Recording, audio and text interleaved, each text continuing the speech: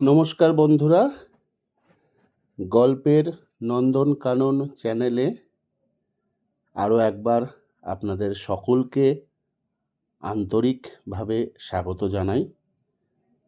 আমরা শুনছিলাম সাহিত্যিক বরেন বসু রচিত রংরুট উপন্যাসখানি। আজ আমরা শুনব উপন্যাসের 7ম পর্ব।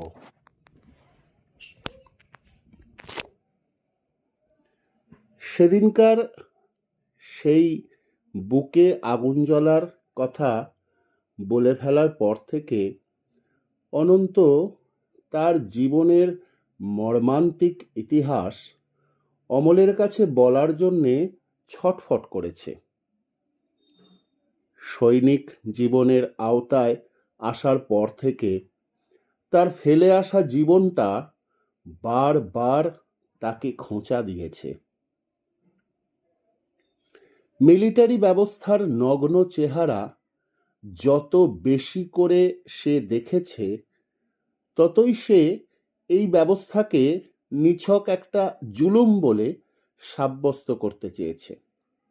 কিন্তু তখনই নিজের কাছে নিজেকেও যেন অপরাধী বলে মনে হয়েছে।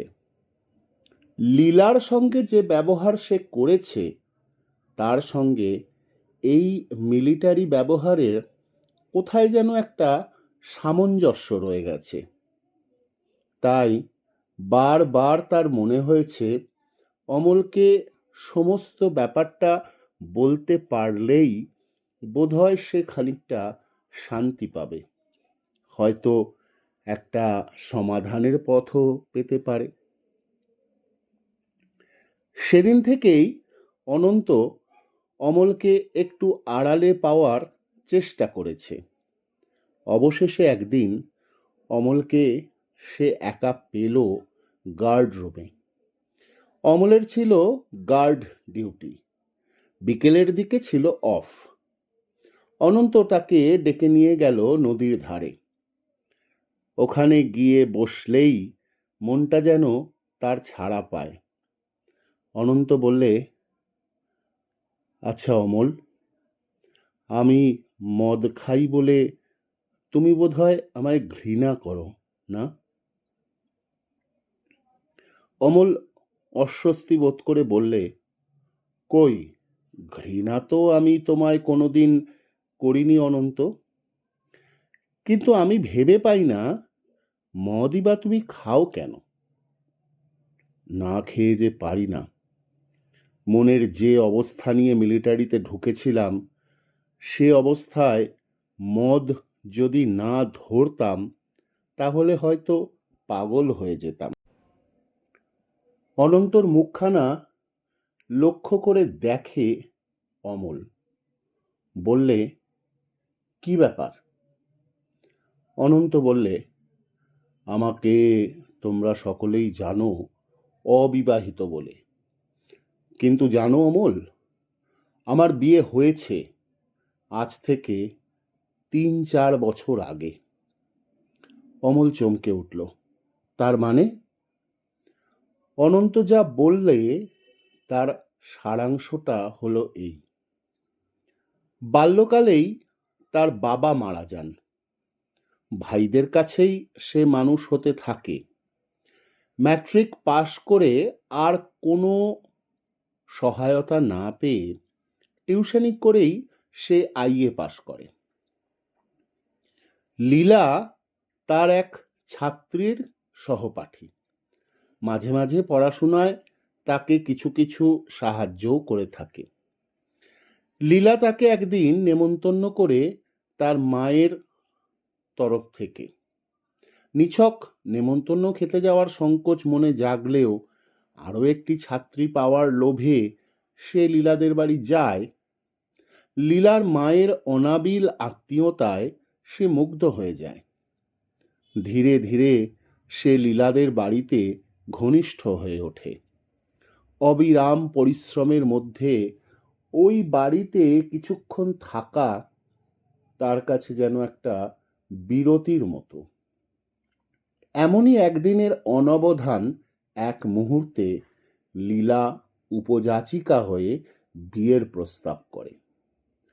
সেদিন সে লীলাকে কোনো কথা দিতে পারেনি, কিন্তু লীলার এই প্রস্তাব তার জীবনে আনে উত্তাপ আর আলোড়ন। কয়েকদিন পরে সে সম্মতি জানায়, কিন্তু বাড়ির মত পাওয়া যায় না।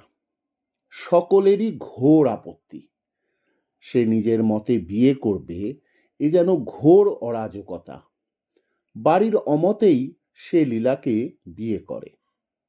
মাস 2 পরে আলাদা সংসারও পাতে। বিয়ের মাস 6 পরে দাদা বৌদি এসে সাদরে তাদের ডেকে নিয়ে যান। বাড়িতে ঢুকে সে দেখে তার খাতির বেড়ে গেছে দ্বিগুণ, আর লীলার ওপর ব্যবহার চলেছে নিষ্ঠুরতম। সবকিছুই সে দেখে, কিছু কিছু যেন বুঝতেও পারে না কেবল মুখ ফুটে প্রতিবাদ করতে। প্রতিদিন সে শুনতে থাকে লীলার অজস্র নিন্দা, কুৎসা আর অপদার্থতার কথা। তাদের স্বাধীন সংসারের মধুর রেশটুকুও ধীরে ধীরে মিলিয়ে যেতে থাকে। চরম পরিণতি ঘটে তার মেজদার মধ্যস্থতায়। তিনি আদেশ দেন লীলাকে ত্যাগ করতে। লীলার জন্যে সংসারে অশান্তি ঢুকেছে, পাড়ায় দুর্নাম রটেছে, তাদের বংশের মাথা হেঁট হয়েছে। এর একমাত্র কারণ লীলার বিবাহপূর্ব জীবনের চারিত্রিক স্খলন। এই অভিযোগ তিনি প্রমাণ করলেন লীলার ভূতপূর্ব প্রেমিকের একখানি চিঠি দাখিল করে। তার মাথায় আগুন জ্বলে ওঠে। প্রতিদিনকার জমা হওয়া সহস্র অশান্তি তাকে খেপিয়ে তোলে। সে লীলাকে দোষ স্বীকার করতে বলে। লীলা শুধু একটি কথা বলে, আমার চেয়ে এ বিষয়ে তোমার দাদা আর যাকে দিয়ে তিনি এই চিঠি লিখিয়েছেন তাঁরাই জানেন ভালো। লীলার এ উক্তিকে নিছক ঔদ্ধত্য আর অবজ্ঞা বলেই তার মনে হয়। নির্মমভাবে সে লীলাকে প্রহার করতে থাকে। লীলার কপাল কেটে যায়, সর্বাঙ্গ থেঁতলে যায়। সেই মুহূর্তেই সে বাড়ি থেকে বেরিয়ে যায়। দিন 3 পরে যখন সে বাড়ি ফেরে, তখন তার নামে হুলিয়া বেরিয়ে গেছে। লীলা তার বিরুদ্ধে অ্যাসল্ট চার্জের মামলা রুজু করেছে। মামলা চলল। তার 2 বড় ভাই যথেষ্ট পয়সা খরচ করলেন। আদালতের রায়ে সে দোষী প্রমাণিত হয়। অর্থদণ্ড দিয়ে সে বাড়ি ফেরে। কিন্তু বাড়িতে ততক্ষণে তার সম্বন্ধে ব্যবহারের আমূল পরিবর্তন হয়ে গেছে। মামলায় তার 2 ভাই নাকি সর্বস্বান্ত হয়েছেন। সুতরাং সে যেন পথ দেখে নেয়। অমল ভাবে, তাই আজ অনন্ত মদ খায়। আত্মঘাতী আক্রোশে সে নিজের ওপর নির্যাতন করে। আবার এমনই একটা আঘাতের ফলে কত লোক তো বিবাগী হয়ে সাধু হয়, কৃচ্ছ সাধনা ব্রহ্মচর্য পালন করে। তবে কি মদের নেশা আর ধর্মবোধ দুর্বল মানুষের ওপর একই কাজ করে? গার্ডরুমের সামনে বসে নদীর কালো বুকে চোখ রেখে অমল ভাবছে, মিলিটারি মেজর সাহেব চান কোম্পানির প্রতিটি ছেলে হবে তাঁর কৃতদাস। অনন্তর দাদারা চেয়েছিলেন সে তাঁবেদার হয়ে থাক তাদের কাছে। আর অনন্তও তো চেয়েছিল লীলা তার জুলুম মুখ বুজে সহ্য করুক। এমনি করেই বুঝি ধাপে ধাপে চলেছে একই জুলুমের রাজত্ব। 10টার ঘন্টা পড়ল। গার্ড কমান্ডার অমলকে বললে, 3 নম্বর পোস্টে সুনীলকে রিলিভ করে দিন। ক্যাম্পের পেছনে ছোট বস্তিটার সামনে 3 নম্বর পোস্ট। প্রথম যখন ক্যাম্প পড়ে তখন এ পোস্টটা ছিল না, কিন্তু কয়েকদিন পরে দেখা গেল একটু বেশি রাতে অনেক ছেলেই এই বস্তিটায় যাতায়াত শুরু করে দিয়েছে। একদিন একটি ছেলে মাতাল অবস্থায় একটি মেয়েকে মারপিট করায় বস্তির লোকেরা মেজর সাহেবের কাছে নালিশ করে। সেই থেকে এই পোস্টটির সৃষ্টি। সুনীলের কাছ থেকে রাইফেলটা নিয়ে অমল বললে, আপনি এবার যেতে পারেন। সুনীল তবুও ইতস্তত করে। অমল বললে, ব্যাপার কি? ব্যাপার আর কিছুই নয়, কেবল আপনার অনুমতিটা পেলেই হয়। অনুমতি? কিসের? ব্যাপারটা তাহলে আপনাকে খুলেই বলি। একটি মেয়ে জোগাড় হয়েছে, কাঁচা বয়স, এই সামনের বস্তিতেই, বুঝলেন না? রাত 8টার পর মিলিটারি ক্যাম্পের ধারে জল নিতে আসে। আন্দাজ আমি ঠিকই করেছিলুম, দেখে শুনে টোপ ফেলে দিলুম। আরে মশাই, না গিলে যাবে কোথায়? বিস্ফারিত চোখে অমল সুনীলের মুখের দিকে চেয়ে থাকে। সুনীল বললে, সবই ঠিকঠাক, এখন কেবল আপনার অনুমতিটা পেলেই হয়। আমার অনুমতির কি দরকার? আপনার না তো কি জমাদার সাহেবের? আপনার অনুমতি না হলে আপনি যে আমাকে সেন্ট্রি থেকে কয়েদি বানিয়ে দিতে পারেন, বুঝলেন না ব্যাপারটা? না, সে ভয় আপনার নেই। আপনাকে ধরিয়ে দিয়ে আমি ল্যান্স নায়েক হওয়ার চেষ্টা করব না। সুনীল হাত কচলে বললে, সে কি আর আমি জানি না? জানি বলেই না আপনার কাছে কথাটা পাড়তে সাহস পেলুম। তবে কথা দিচ্ছি, বড়শিতে যদি গাঁথতে পারি তাহলে আপনার পা তো নিরামিষ যাবে না।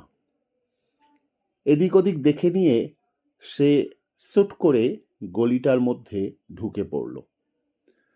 রাইফেলটাকে অমল শোল্ডার আর্ম করে নিলে যথারীতি মার্চ করে বিটের মধ্যে টহল দিতে থাকে।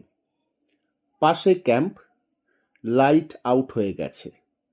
নানা জাতের নাক ডাকার শব্দে একটা একঘেয়ে কলরব সৃষ্টি হয়েছে। এক টানা বেজে চলেছে ঝিঁঝি পোকার ঐকতান। অমলের কদম ধীরে ধীরে শিথিল হয়ে আসছে। চলার তাল যাচ্ছে কেটে। তার মাথার মধ্যে যেন ঝাঁ ঝাঁ করছে। সময় বয়ে চলেছে মৌন এক আশঙ্কায়। গলিটার মুখোমুখি অমল এসে হঠাৎ দাঁড়িয়ে পড়ে। পা দুটো তার থরথর করে কাঁপছে। ঘন ঘন ক্যাম্পের দিকে ফিরে ফিরে তাকাচ্ছে। গলিটার মধ্যে নিশ্ছিদ্র অন্ধকার। চোখ কুঁচকে অমল লক্ষ্য করতে থাকে সুনীল ফিরছে কিনা। তাহলে সুনীল বড়শিতে গেঁথেছে? সুনীল বলেছে, গাঁথতে যদি সে পারে তাহলে তার পা তো নিরামিষ যাবে না। না না, ঘুরে দাঁড়িয়ে আবার সে টহল দিতে শুরু করে। এ কাজ সে করতেই পারে না। গলির মুখে ফিরে এসে আবার অমল দাঁড়িয়ে পড়ে। কেনই বা না? সমস্ত মনটা তার গর্জে ওঠে। কেন না? 5 কড়ি তো ছেলে ভালোই, কিন্তু সে তো বর্মী বাঙালি মেয়েটিকে ছেড়ে কথা কয়নি। হাবিলদার ভট্টাচ ভদ্র ঘরের শিক্ষিত মানুষ, কিন্তু সেও তো ইভ্যাকুই বলে করুণা দেখায়নি। ওই মারোয়ারিটি, ও তো একজন পরহিতব্রতী, কিন্তু পরোপকারের নামে দিনে ডাকাতি করতে এ তো তার বিবেকে বাধে না। আর সুনীল শিক্ষিত, সভ্য আর ভদ্র, কিন্তু সম্পূর্ণ অচেনা একটি মেয়ের কাছে দেহভোগের প্রস্তাব করতে তো দ্বিধা করেনি। ডান হাতটা তার কাঁপছে, ট্রিগার গার্ডের মধ্যে আঙুল দুটো টনটন করছে। কাঁধ থেকে বুঝে হাতটা এখনই ছিঁড়ে পড়বে। রাইফেলটাকে অমল স্লিং গার্ড করে নিলে, শরীরের ওপর একটা ঝাঁকানি দিয়ে লম্বা ধাপ ফেললে, বুক চিতিয়ে দু হাত দুলিয়ে আবার টহল দিতে লাগলো। সুনীল ফিরে এসে জিজ্ঞেস করলে, কেউ খোঁজ করেছিল নাকি? অমল বললে, না। দিন তবে রাইফেলটা। বলেই অমলের কাঁধ থেকে রাইফেলটা নিয়ে বললে, যান, চট করে ঘুরে আসুন। ডান হাতে 3 নম্বর দরজা, 3টে টোকা মারলেই খুলে যাবে।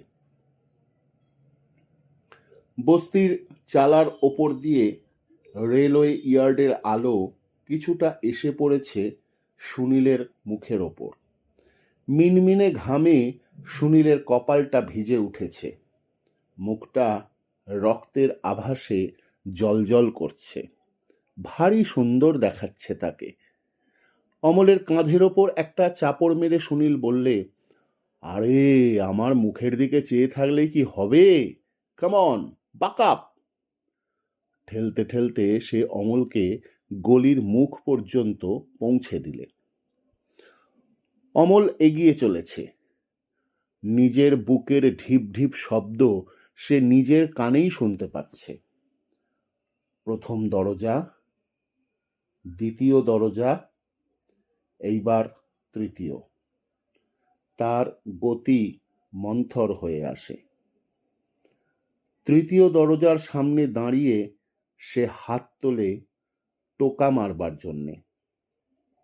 উদ্যত সেই হাতে তার ঘরমাক্ত মুখখানা একবার মুছে নেয়। চকিতের জন্যে ভাবে, এক দৌড়ে আবার সে তার পোস্টে ফিরে যাবে। দরজার ওপর অমল 3টে টোকা মারলে, কই, দরজা তো খুলছে না। ভেতর থেকে কোনো সাড়া শব্দ আসছে না। প্রতিটি লোমকূপ তার উৎকর্ণ হয়ে উঠেছে, নিঃশ্বাস যেন তার বন্ধ হয়ে আসছে। ভাঙা দরজার ফাটলের মধ্যে দিয়ে খানিকটা আলো এগিয়ে আসছে। এক পা পিছিয়ে দাঁড়ালো। তার সমস্ত শরীরটা থরথর করে কাঁপছে। প্রদীপ হাতে একটি মেয়ে কপাট খুলে পাশে সরে দাঁড়িয়েছে, ভেতরে যাওয়ার মৌন অনুজ্ঞা জানিয়ে। অমল থমকে গেছে। তার দৃষ্টি ঝাপসা হয়ে উঠেছে। হাত দুটো তার কাঁধ থেকে অসহায়ভাবে ঝুলছে। মেয়েটি চাপা গলায় বললে, চলে আসুন তাড়াতাড়ি। এক লাফে অমল ভেতরে ঢুকে পড়ল। মেয়েটি দরজা বন্ধ করে দিয়ে বললে, সাবধানে আসুন আমার সঙ্গে, কোনো শব্দ করবেন না যেন। কিছু দূর গিয়ে মেয়েটি মুখ ফিরিয়ে ফিসফিস করে বললে, একটু দাঁড়ান, আলোটা ও ঘরে রেখে আসি। ঘরের মধ্যে ঢুকে এক কোণে একটা দেলকোর ওপর প্রদীপটা রেখে একটা বিছানার পাশে এসে ক্ষণেক দাঁড়িয়ে থাকে।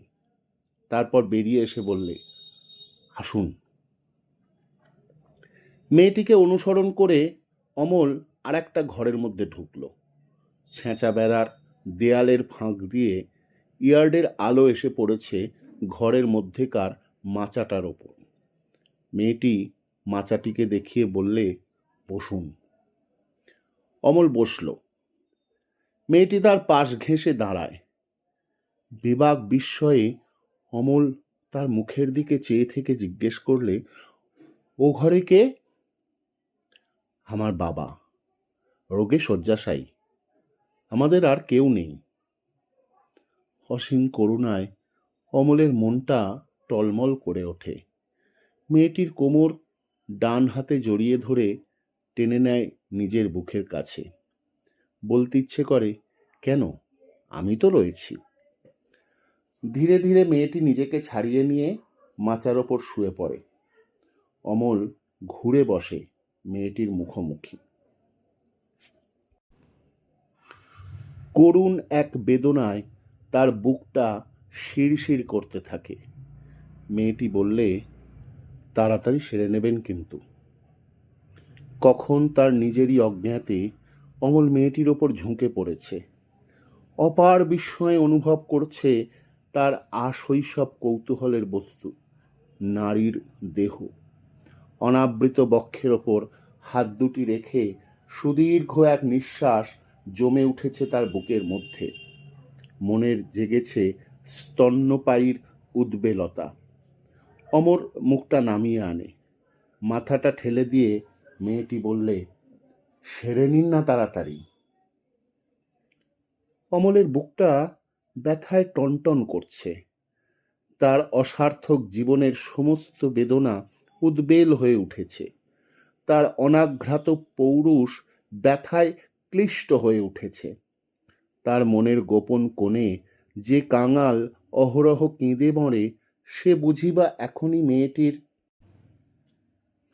পায়ের তলায় লুটিয়ে পড়বে। অমল মিনতির সুরে বললে, আমাকে একটু তোমার বুকের মধ্যে চেপে ধরবে? মেয়েটি ঝংকার দিয়ে ওঠে, ওসব হবে টবে না, এবার আপনি যান। অমল শটান দাঁড়িয়ে ওঠে। মাচাটার পাশ থেকে এক ধাপ সে পেছিয়ে দাঁড়ায়। না না, এ জিনিস সে চায়নি। সে চেয়েছিল মেয়েটি তাকে একটু একটু হ্যাঁ হ্যাঁ একটু ভালোবাসুক। অমলকে দেখে সুনীল বললে, ওহ, আপনি এত দেরি করছিলেন। অমল সুনীলের হাত থেকে রাইফেলটা টেনে নিলে। সুনীল বললে, মেয়েটা বড্ড গরিব, শরীরে কিচ্ছু নেই, কেবল একাটি হাড়। কিছুদিন ভালো করে খাওয়ানো দরকার, তবেই তো শাঁসালো হবে। অমল চুপ করে থাকে। সুনীল আরো কাজ ঘেঁষে বললে, আসুন অমলবাবু, লেট আস শেয়ার। ওই কি ছাই একটা বিছানা? অমল বললে, আমি আর কোনোদিন যাব না। কেন? শালি কোনো খারাপ ব্যবহার করেছে নাকি? দিলেন না কেন এক ঘা বুটের ঠোক্কর? না, খারাপ ব্যবহার করেনি, আমি নিজেই আর যাব না। কিছুক্ষণ অমলের মুখের দিকে লক্ষ্য করে হালকা হেসে সুনীল বললে, ও, এই বুঝি আপনার প্রথম? গার্ড ডিউটি থেকে অফ হয়ে এসে অমল তাঁবুর পর্দা ফেলে দিয়ে শুয়ে পড়েছে। বিষম ক্লান্তিতে তার সমস্ত মনটা যেন আচ্ছন্ন হয়ে গেছে। গত রাতের ঘটনা তাকে বিব্রত করে তুলেছে।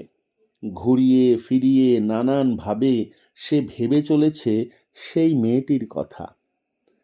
তার তো মেয়েটিকে বেশ ভালো লেগেছিল, সে তো ভালো ব্যবহারই করেছিল তার সঙ্গে।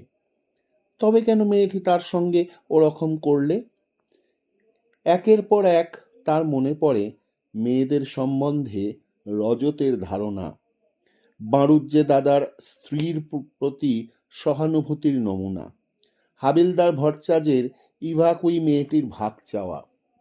পাঁচকড়ির এই ইতস্তত করেও শেষ পর্যন্ত সেই বর্মী বাঙালি মেয়েটির ওপর ব্যবহার, সুনীলের এই মেয়েটিকে শেয়ার করার প্রস্তাব। তবে কি মেয়েরা কেবল ফুর্তির খোরাক? তাদের একমাত্র দাম ওই দেহটুকুর জন্যে? কিন্তু মেয়ে বলতে কি কেবল এদেরই বোঝায়? মিনি তো বড় হয়েছে, রিনিও বড় হবে, তারাও কি এই রকম ব্যবহার পাবে? ভাবতে ভাবতে অমলের গায়ে কাঁটা দিয়ে ওঠে। এ কেমন করে সম্ভব? মেয়ে বলতেই বোঝায় তার দেহটুকু, মানুষ হিসাবে তার কোনো মূল্য নেই। তাঁবুর পর্দাটা নড়ে চড়ে উঠতে অমল চমকে উঠল। এই রে, হয়তো কেউ আসছে ব্যাপারটা নিয়ে রসমস্করা করতে। সুনীল কি আর এতক্ষণ কাকেও বলেনি? তাকে কি আর একটা আস্ত গাধা বলে সকলের কাছে প্রতিপন্ন করেনি? কিন্তু সে করবে কি? তার যে কিছুতেই প্রবৃত্তি হলো না, এ জিনিস তো সে চায়নি। পর্দা সরিয়ে ঢুকলো জয়ন্ত। অমল যেন আশ্বস্ত হলো। না, জয়ন্ত অন্তত এসব ব্যাপার নিয়ে খানিকটা বদ রসিকতা করবে না। তাঁবুর পর্দা দুটো তুলে দিতে দিতে জয়ন্ত বললে, কি মশাই, সবসময় এমন মনমরা হয়ে থাকেন কেন? আস্তে আস্তে উঠে বসে অমল বলল, এখানে মনমরা হয়ে থাকা ছাড়া আর উপায় কি? খুশি হওয়ার মতো তো কিছু দেখতে পাই না। চলুন না, খানিকটা ঘুরে আসি। কোথায় বা আর যাবেন? হয় বাজারে, না হয় স্টেশনে। ইভ্যাকুইদের নিয়ে এই ছিনিমিনি যেন আর সহ্য হয় না। বেশ তো, ইভ্যাকুইদের ভিড়ে নাই বা গেলাম। চলুন না নর্থ গৌহাটির দিকে। ওখানে খুব পুরনো একটা মন্দির আছে পাহাড়ের ওপর।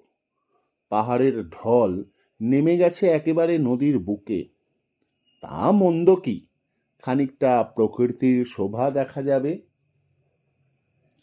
অমল বুট পরে পট্টি জড়াতে জড়াতে বললে, তাহলে আপনার প্রাণেও কাব্য আছে দেখছি। জয়ন্ত বললে, না থাকলেও সন্ধান তো মাঝে মাঝে করি। পিঠ হ্যাটটা হাতে নিয়ে অমল বললে, তাহলে চলুন। স্টেশন পার হয়ে পোস্ট অফিস ছাড়িয়ে ওরা উঁচু লাল রাস্তাটা ধরেছে। রাস্তার বাঁদিকে মিলিটারি ক্যাম্প, পাইওনিয়ার কোরের। সোজা লাইনে তাঁবুর সারি, দুদিককার ফ্ল্যাগ তোলা, প্রত্যেকটি বিছানা পরিপাটিভাবে সাজানো। অমল বললে, কিরকম ঝকঝকে তকতকে ক্যাম্প দেখছেন? জয়ন্ত বললে, আমার কিন্তু এই ক্যাম্পের চেয়ে তার লোকগুলোর চেহারাই চোখের ওপর ভাসছে। ভাবুন তো দেখি, তাদের ওপর কত জুলুমই না করে যার জন্যে ক্যাম্প এমন ঝকঝকে তকতকে। অমলের মনে হলো, ঠিকই তো কথাটা। ট্রেনিং ক্যাম্পে ঢুকে প্রথম দিন তারও তো মনে হয়েছিল কত সুন্দর। সেদিন সে ছিল বাইরের লোক, আর আজ সে সৌন্দর্যবোধ কোথায় উবে গেছে। এতক্ষণে ওরা গ্রামের মধ্যে এসে পড়েছে। নদীকে ডাইনে রেখে গ্রামের রাস্তা ক্রমশই বাঁয়ে ঘেঁষে চলেছে। পাতলা বসতি শুরু হয়েছে। রাস্তার দুধারে পতিত জমি, তার বুকে আগাছা উদ্ধত দম্ভে বেড়ে উঠেছে। উঁচু রাস্তার দুপাশে নাবাল জমি বর্ষার জলে ভরে উঠেছে। ছোট ছোট ছেলেমেয়েরা ন্যাকড়া কানি পরে কোমরে খাঁচা ঝুলিয়ে জলাগুলোর মধ্যে ছিপ ফেলে দাঁড়িয়ে আছে। অমল আর জয়ন্তকে দেখে ওই ছেলেমেয়ে মহলে যেন একটা সাড়া পড়ে গেল। গুটি গুটি তারা জলার ধার থেকে রাস্তায় উঠে আসে। ড্যাব ড্যাব করে কিছুক্ষণ চেয়ে থাকে, তারপর হঠাৎ তারা দৌড়তে শুরু করে। অমল বললে, ব্যাপারটা কি বলুন তো, ওরা পালাচ্ছে কেন? জয়ন্ত বললে, পালাচ্ছে গোড়া পল্টন দেখেছে বলে। অমল থমকে দাঁড়ালো। জয়ন্ত বললে, কি হলো, দাঁড়িয়ে পড়লেন যে? থাক, তবে আর গিয়ে কাজ নেই। জয়ন্ত বললে, কেন, ভয় করছে? অমল আবার চলতে শুরু করে। গ্রামের মাঝামাঝি তারা এসে পড়েছে। রাস্তার দুধারে বসতি ধীরে ধীরে ঘন হয়ে উঠেছে। একটা আর্তনাদের শব্দে অমল আর জয়ন্ত একই সঙ্গে সেই দিকে ফিরে চায়। একটি বছর 12-13 বয়সের মেয়ে ছোট্ট একটি ছেলে কোলে করে দাওয়ায় বসেছিল। তারই এই আর্তনাদ। ছেলেটিকে মাটির ওপর ফেলে রেখে সে দৌড়ে ঘরের মধ্যে ঢুকে দড়াম করে দরজা বন্ধ করে দিলে। তার কাপড়ের আধখানা তখনও দরজার বাইরে। বাড়ির ভেতর থেকে চেঁচামেচির রোল উঠল। একসঙ্গে অনেকগুলি মেয়েলি স্বর, তার কোনোটি কান্না, কোনোটি আর্তনাদ, কোনোটি অনর্গল প্রশ্ন। এতক্ষণে অমল আর জয়ন্ত সেই বাড়িটার সামনে এসে পৌঁছেছে। তারা দেখলে কয়েক জোড়া আতঙ্কে বিস্ফারিত চোখ জানালাটাকে সজোরে বন্ধ করে দিয়ে চট করে সরে গেল। দাওয়ার ওপর শিশুটি তখনও পরিত্রাহী কাঁদছে।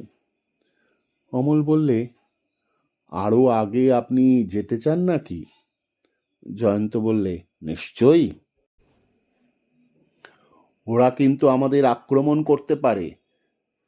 সে তো পারেই, সেই জন্যেই তো আমাদের এগিয়ে যাওয়া বিশেষ করে দরকার। ব্রিটিশের তাঁবেদারি ফৌজে ভর্তি হয়েছি বলে আমরাও তো আর ব্রিটিশ হয়ে যাইনি। গ্রাম আরো ঘন হয়ে উঠেছে। প্রায় প্রতি বাড়ির সামনে একজন দুজন করে পুরুষ মানুষ দাঁড়িয়ে আছে। অমল বললে, ওরা বোধহয় আমাদের ঘিরে ফেলবে। জয়ন্ত বললে, ফেলুক না, আমাদের ভয়টা কি? কিন্তু না অমলবাবু, এর শেষ আমাদের দেখতেই হবে। মিলিটারি আর সিভিলিয়ানের মধ্যেকার বেড়া ভাঙতেই হবে। এদের সঙ্গে আমরা আলাপ করব, এদেরই সঙ্গে মিলেমিশে থাকব। সে কেমন করে সম্ভব? সম্ভব এই জন্যে যে আমরা পল্টন হলেও সাধারণ মানুষ। সামনে একটা চায়ের দোকান দেখে বললে, চলুন একটু চা খাওয়া যাক। অমল আবার বললে, একেবারে ফাঁদের মধ্যে গিয়ে পড়বেন। উপায় নেই অমলবাবু, মোকাবিলার কাজটা তাড়াতাড়ি সেরে নেওয়া ভালো। দোকানের দাওয়ায় উঠে বললে, হ্যাঁ ভাই, চা পাওয়া যাবে? দোকানি ফ্যাকাশে মুখে মাথাটাকে ঈষৎ দুলিয়ে জানালো, না। জয়ন্ত মাথা থেকে টুপি খুলে বাঁশের মাচাটার ওপর বসে বললে, আহা, আমাদের এত ভয় পাচ্ছ কেন ভাই? আমরা তো আর গোড়া পল্টন নই, আমরা তোমাদেরই দেশের মানুষ। দোকানি ওদের মুখের দিকে ফ্যাল ফ্যাল করে কিছুক্ষণ চেয়ে রইল। বার কয়েক আপাদমস্তক দেখে বললে, আপনা লোক বাঙ্গাল না হয়? অমল বললে, বাঙালি না তো কি, সাহেব নাকি? জয়ন্ত বললে, তবে ভাই এবার একটু চা খাওয়াও, অনেক দূর থেকে আসছি, যাব অশ্বক্রান্তার মন্দির। দোকানি যেন সন্দিগ্ধ ভাবটা কাটিয়ে ওঠে, সহজভাবেই বললে, ময় ভালো চা করে দিম। ব্যস্ত সমস্ত হয়ে একটা আধনিবন্ত উনানে খান কয়েক ঘুঁটে ফেলে দিয়ে বাঁশের একটা চোঙের মধ্যে দিয়ে ঘন ঘন ফুঁ দিতে লাগলো। ঘুঁটে জ্বলে উঠল, ধোঁয়ায় ঘরটা ভরে গেল। একটা টিনের পাত্রে জল চড়িয়ে দিয়ে কোঁচার খুঁটে চোখ মুছতে মুছতে বললে, আপনা লোক এই ফালে কেনই কি আহিলা? জয়ন্ত বললে, কেন বলো তো? খবর আহিছে গোড়া পল্টন মাইকে মানুহরে ধাওয়া করিব লাগিছে। জয়ন্ত বললে, এমন খবরটি তোমাদের দিলে কে? দোকানি এ কথার কোনো জবাব না দিয়ে বাইরের দিকে তাকালো। একদল লোক দোকানের সামনে এসে দাঁড়িয়েছে। তাদের প্রত্যেকেরই হাতে একটা না একটা হাতিয়ার। অমলের মুখখানা ফ্যাকাশে হয়ে গেছে। জয়ন্ত দোকানিকে বললে, ওদের সর্দারকে একটু ডেকে নিয়ে এসো তো। দোকানি বললে, ভয় ন করিবা, ময় সকল কথা কহি দিম।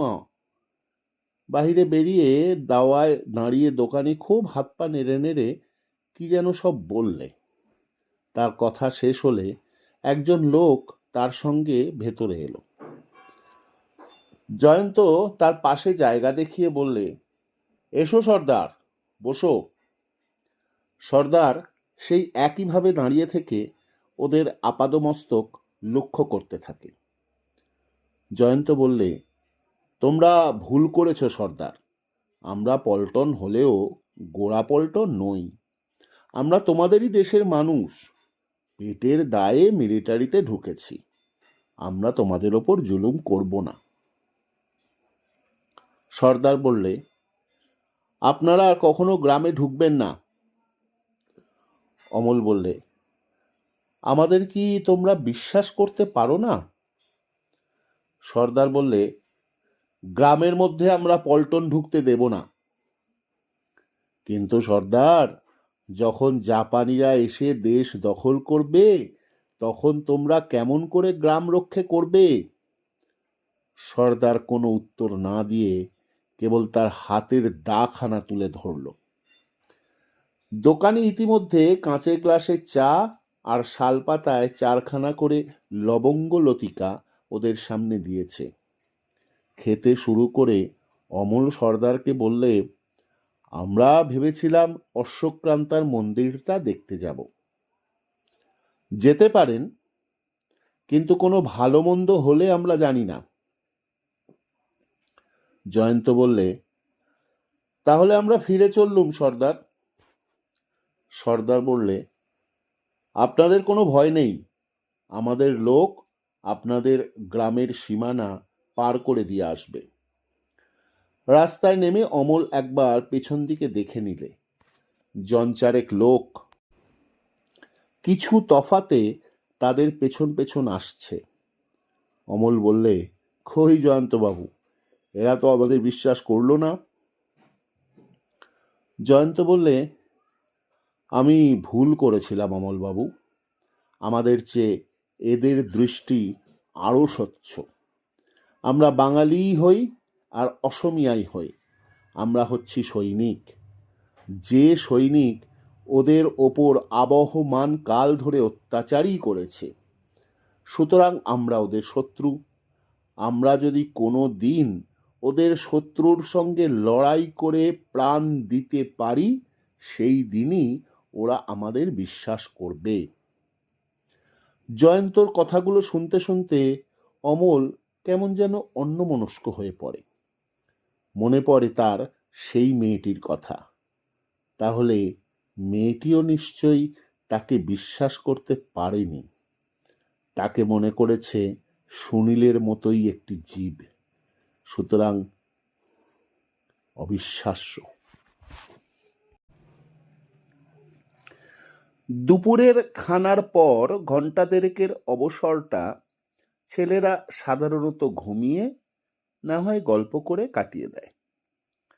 অনন্ত বকের মতো পা ফেলতে ফেলতে এসে তাঁবুর মধ্যে ঢুকল। কাদায় সারা মাঠটা প্যাচ প্যাচ করছে। জামার বোতাম খুলে দিয়ে বুটের কাদা চাঁচতে শুরু করে বললে, ওহ, জীবনটা বিষময় করে তুলেছে।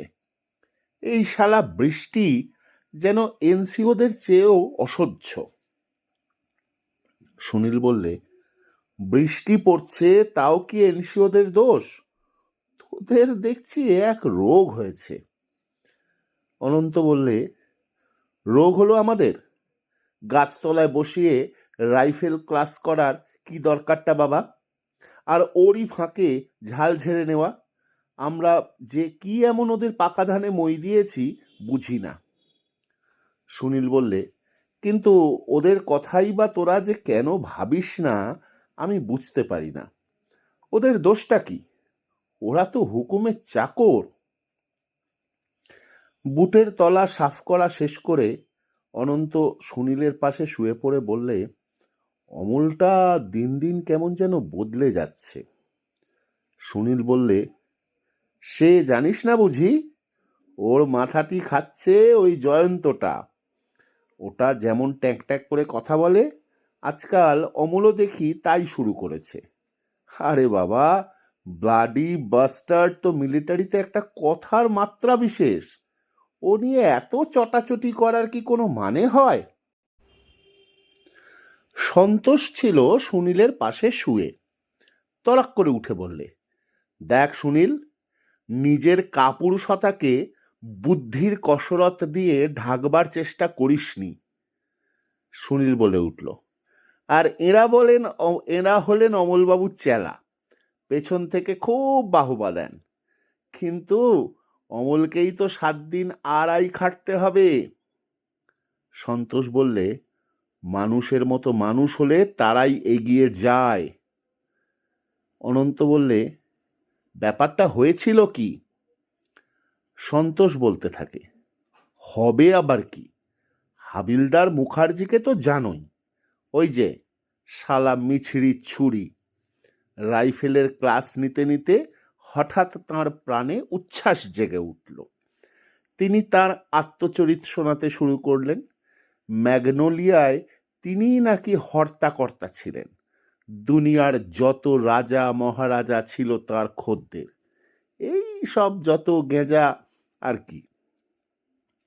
অমলের পাশে বসেছিল ফায়ারম্যান পিবি মুখার্জি আর ব্ল্যাকস্মিথ এনবি দে।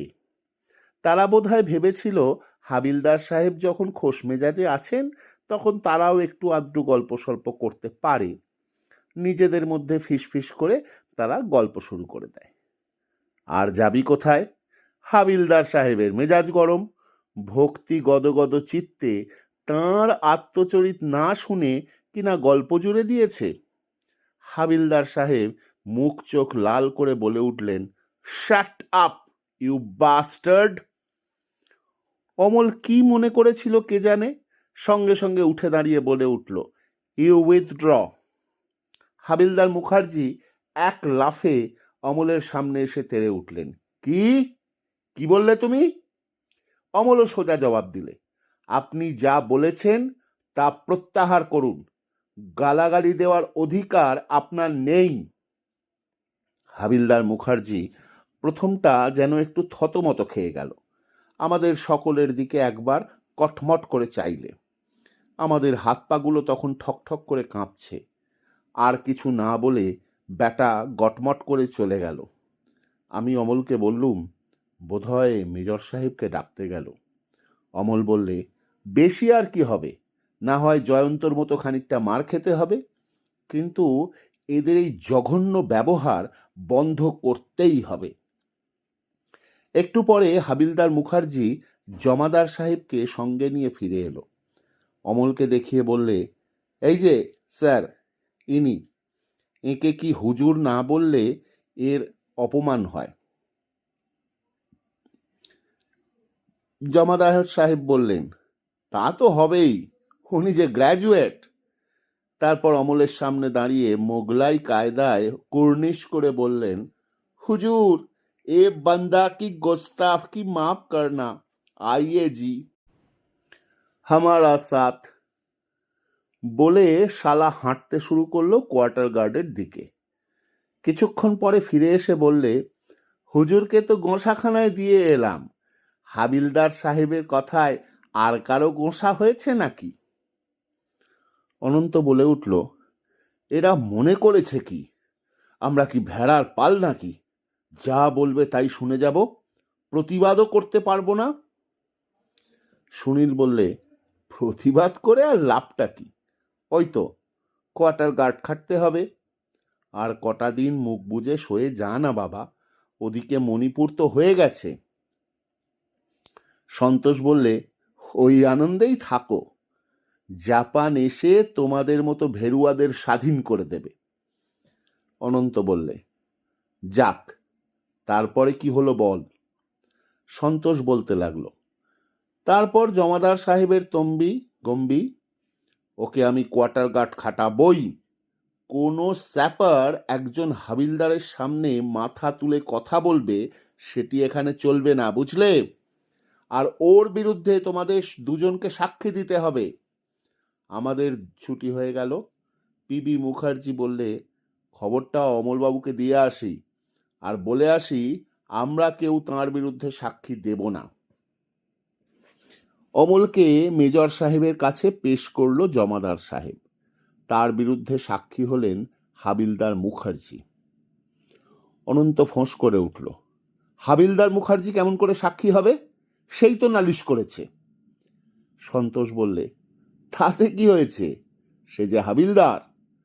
হাবিলদার মুখার্জি বানিয়ে বানিয়ে এক গঙ্গা মিথ্যে কথা বলে গেল। জমাদার সাহেব বেছে বেছে একজন পয়েন্টসম্যানকে অনেক শিখিয়ে পড়িয়ে সাক্ষী খাড়া করে দিলে। সে কিন্তু যা ঘটেছিল তাই বলেছে। জমাদার সাহেব তো খেপে গিয়ে তাকে এক এক্সট্রা ফেটিক দিয়েছে, নদী থেকে 30 বালতি জল তোলা। আর মেজর সাহেব অমলকে মাত্র 7 দিনের আড়াই দিয়েছেন, পয়লা কসুর বলে। সুনীল বললে, তাছাড়া মেজর সাহেবের আর উপায়ই বাকি, কোম্পানিতে ডিসিপ্লিন বজায় রাখতে হবে তো। অমলকে কোনো শাস্তি না দিয়ে যদি ছেড়ে দিতেন, তাহলে এর পরে স্যাপাররা কি আর কোনোদিন এনসিওদের মানত? অনন্ত ফ্যাল ফ্যাল করে সুনীলের মুখের দিকে কিছুক্ষণ চেয়ে থেকে বললে, তুমি কি বলছো সুনীল? শুধু ডিসিপ্লিনের নামে তুমি এত বড় একটা অন্যায়ের পক্ষে ওকালতি করছো? সুনীল বললে, ওকালতি আমি করছি না, কিন্তু যাদের ওপর এত বড় অ্যাডমিনিস্ট্রেশন চালানোর ভার, তাদের কথাটা একবার ভাববে না? সন্তোষ বললে, তোমার প্রভুভক্তির জন্যে তুমি হয়তো শিগগিরই এনসিও হয়ে যাবে, কিন্তু আমার মন বলছে অ্যাডমিনিস্ট্রেশনের এই কায়দা বোধহয় আর খুব বেশি দিন চলবে না। বন্ধুরা, আজ এখানেই শেষ করলাম 7ম পরিচ্ছেদ। রং রুটের 8ম পরিচ্ছেদের জন্য আপনারা পরের ভিডিওর জন্য অপেক্ষা করুন। নমস্কার।